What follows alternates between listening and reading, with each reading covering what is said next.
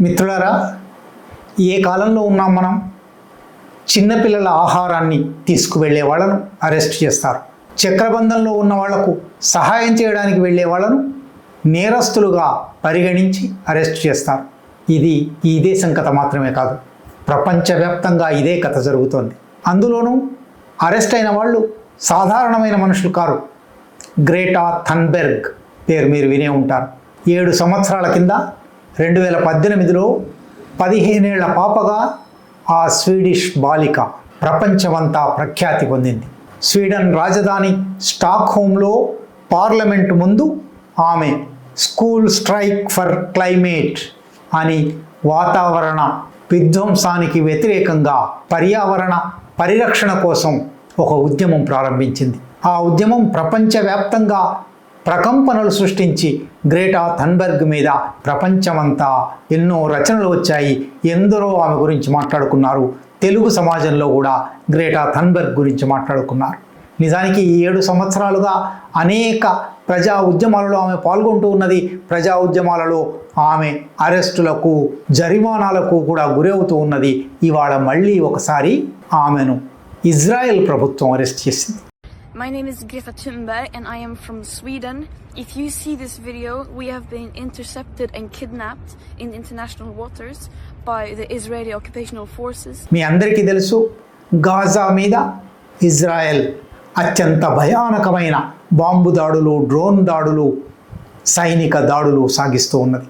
October 7, 2023న Hamas దళాలు Israel మీద దాడి చేశాయని, ఆ దాడిలో 1100 మంది చనిపోయారని, 250 మంది బందీలుగా పట్టుకున్నారని, అందువల్ల హమస్కు బుద్ధి చెప్తామని ప్రారంభించిన ఏకపక్ష దాడి ఇజ్రాయెల్ ఇప్పటికీ మధ్యలో 1-2 సార్లు కాల్పుల విరమణ ఒప్పందాలు జరిగినప్పటికీ ప్రపంచ దేశాల విజ్ఞప్తులను తుంగలో దొక్కి ఇజ్రాయెల్ సైన్యం గాజా మీద దాడులు చేస్తూనే ఉంది. ఈ దాడుల క్రమంలో గత 2 సంవత్సరాలలో 57,000 మందిని చంపించింది. ఒకవేళ నిజంగానే హమస్ మారణకాండలో 1100 మంది ఇజ్రాయెల్ పౌరులు మరణించారు అనేది వాస్తవమే అయినప్పటికీ అందుకు ప్రతిగా 57,000 మంది, అందులో 20,000 మంది చిన్నారి పిల్లలు. చనిపోయిన వారిలో 80% హమస్తో ఏ సంబంధము లేని సాధారణ గాజా పౌరులు.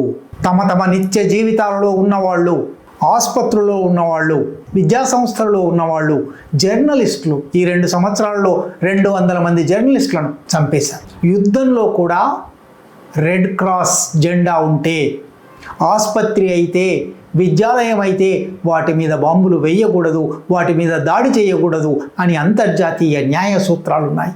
గాజా మీద దాడిలో ఇజ్రాయెల్ వాటన్నిటినీ ఉల్లంఘించి ఈ మారణకాండ సాగిస్తూ ఉన్నది. అదంతా ఒక ఎత్తు. గాజా చక్రబంధంలో ఉండడం వల్ల గాజాలో ఔషధాల కొరత ఏర్పడింది, ఆహారం కొరత ఏర్పడింది. చిన్నపిల్లలు ఆహారం లేక చనిపోతున్నారు, ఇబ్బందులు పడుతూ ఉన్నారు. ఇటువంటి ఒక స్థితిలో అంతర్జాతీయంగా మానవతా దృష్టితో గాజాలో చక్రబంధంలో ఉన్న వారికి ఆహారం అందించాలి, ఔషధాలు అందించాలి అని స్వచ్ఛంద సంస్థలు, కొన్ని దేశాల ప్రభుత్వాలు ప్రయత్నాలు చేస్తూ ఉన్నాయి. ఈ ప్రయత్నాలన్నింటినీ కూడా ఇజ్రాయెల్ అడ్డుకుంటూ ఉన్నది. ఈ ప్రయత్నాలలో ఒక ప్రధానమైన అనేక సంస్థల కూటమి ఫ్రీడమ్ ఫ్లోటిల్లా కోalition అంటారు. ఇది యూరోప్లో ఏర్పడింది. ఇది అంతర్జాతీయ జలాలలో, యూరోపియన్ జలాలలో నౌకల ద్వారా ప్రయాణం చేసి గాజా తీరానికి చేరి అక్కడ ఆహార పదార్థాలు అందించాలి, ఔషధాలు అందించాలి అని ఒక ప్రణాళిక సిద్ధం చేసుకుంది. ఏప్రిల్ చివరి వారంలో కాన్షైన్స్ అంటే అంతరాత్మ, ప్రపంచపు అంతరాత్మ ఏమి చెప్తూ ఉంది? కళ్ళ ముందర పిల్లలను చంపేస్తూ ఉంటే, ఆహారం లేకుండా చంపేస్తుంటే చూస్తూ ఊరుకుందామా అని కాన్షైన్స్ అని ఒక పెద్ద పడవ దాంట్లో బయలుదేరితే యూరోపియన్, నిజానికి అంతర్జాతీయ జలాలలో ఎవరికైనా ప్రయాణం చేసే హక్కు ఉంది. అటువంటి చోట అంతర్జాతీయ జలాలలో నౌకలను ఆపడం అంటే అది హైజాకింగ్తో సమానం. కానీ యూరోపియన్ జలాలలో ఉన్న కాన్షైన్స్ మీద మాల్టా సమీపంలో ఇజ్రాయెల్ బాంబు దాడులు చేసింది, డ్రోన్ దాడులు చేసింది. అదృష్టవశాత్తు అందులో ఉన్న వాళ్ళందరూ తప్పించుకోగలిగారు.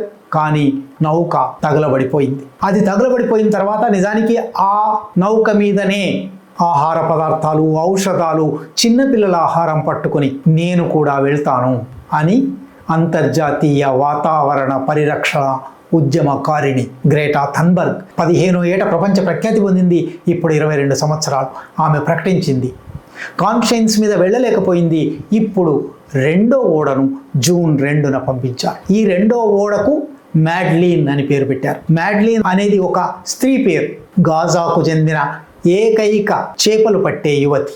ఓడకు ఆ పేరు పెట్టి ఈ ఓడను ఇటలీలోని సిసిలీ దగ్గర ఒక ఓడరేవు నుంచి జూన్ 2న బయలుదేరారు.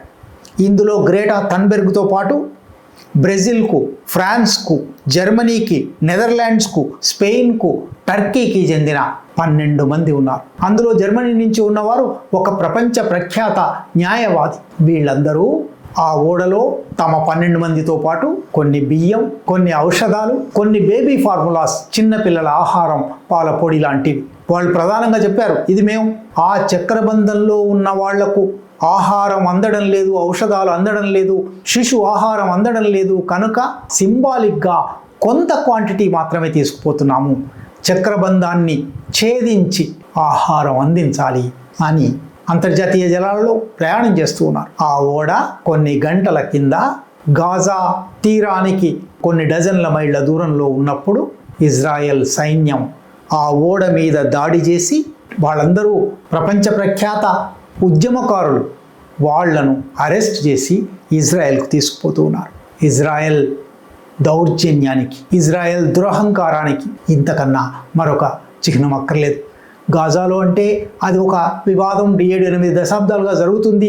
పాలస్తీనాతో ఇజ్రాయెల్కు వైరం ఉంది.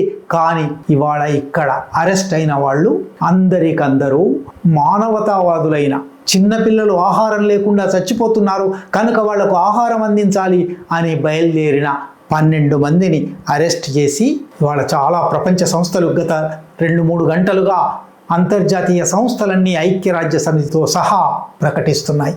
ఇది కిడ్నాప్తో సమానం. ఇది అంతర్జాతీయ ప్రతినిధి బృందాన్ని, అంతర్జాతీయ మానవతా ప్రతినిధి బృందాన్ని పట్టుకొని అరెస్ట్ చేసి, వాళ్ళేమీ ఇజ్రాయేలీ సరిహద్దులను దాటలేదు, యూరప్ దేశాల పరిసరాలలో ఉన్న అంతర్జాతీయ జలాలలో ఉన్నారు. అక్కడి నుంచి గాజా తీరానికి వెళ్ళబోతూ ఉన్నారు. వాళ్లను అరెస్ట్ చేసి ఇజ్రాయెల్ ప్రభుత్వం ప్రకటిస్తున్నది, ఈ 12 మందిని తీసుకుపోయి మా ఇజ్రాయెల్లో అక్టోబర్ 7, 2023న హమస్ చేసిన దాడి గురించిన వీడియోలు చూపెడతాము. బాగుంది. 1200 మంది వీడియోలను మీరు చూపెడితే 57,000 మందిని చంపిన వీడియోలు ఎవరు చూపెట్టారు? అసలు ఈ 1200 మందిని చంపడం కానీ, 57,000 మందిని చంపడం కానీ ఎక్కడ ప్రారంభమైంది? పాలస్తీనా భూభాగాన్ని దురాక్రమించి, వాళ్ళ మీద యుద్ధాలు చేసి, వాళ్ళ స్థలాల చుట్టూ తమ ముళ్ళ కంచెలు పాతి, ఐక్యరాజ్య సమితి తీర్మానాలను ఉల్లంఘిస్తూ ఇజ్రాయెల్ జరుపుతున్న ఒక దారుణ మారణకాండ ఒక కొత్త దశకు చేరింది. ఐక్యరాజ్య సమితి అనేక తీర్మానాలు ఇజ్రాయెల్ తిప్పికొట్టినప్పటికీ ప్రపంచం ఏమంటుంది? పాలస్తీనా ప్రజల స్వయం నిర్ణయాధికారాన్ని సమర్థిస్తూ వచ్చిన భారతదేశం, పాలస్తీనా లిబరేషన్ ఆర్గనైజేషన్ అనే సాయుధ సంస్థను కూడా సమర్థించిన భారతదేశం, ఇజ్రాయెల్ దౌర్జన్యాన్ని ఎప్పటికప్పుడు ఖండిస్తూ వచ్చిన భారతదేశం గత 10 సంవత్సరాలుగా తటస్థ వైఖరి పేరుతో నోరు మూసుకున్నప్పటికీ ఇప్పుడేమంటుంది? గ్రేటా థన్బర్గ్ ప్రపంచమంతా కీర్తించిన వాతావరణ పరిరక్షక ఉద్యమకారిణి, ఆమెను అరెస్ట్ చేసిన, ఆమెతో పాటు మానవతా సహాయాన్ని అడ్డుకున్న ఇజ్రాయెల్ గురించి భారత ప్రజానీకం ఏముంటుంది? 1947 నుంచి, ఆ మాటకొస్తే ఇంకా ముందు నుంచి, గాంధీ దగ్గర నుంచి పాలస్తీనా ప్రజల ఆకాంక్షను సమర్థిస్తూ ఇజ్రాయెల్ దౌర్జన్యాన్ని వ్యతిరేకిస్తూ వచ్చిన భారత పౌర సమాజం 2014 తర్వాత ప్రభుత్వ వైఖరి మారే ఉండవచ్చు. ఇవాళ చనిపోతున్న శిశువుల నోటి ముందరి ముద్దను లాగివేసే, ఆ ముద్ద ఇచ్చే హస్తాన్ని అరెస్ట్ చేసే ఇజ్రాయెల్ను ఏమంటాం?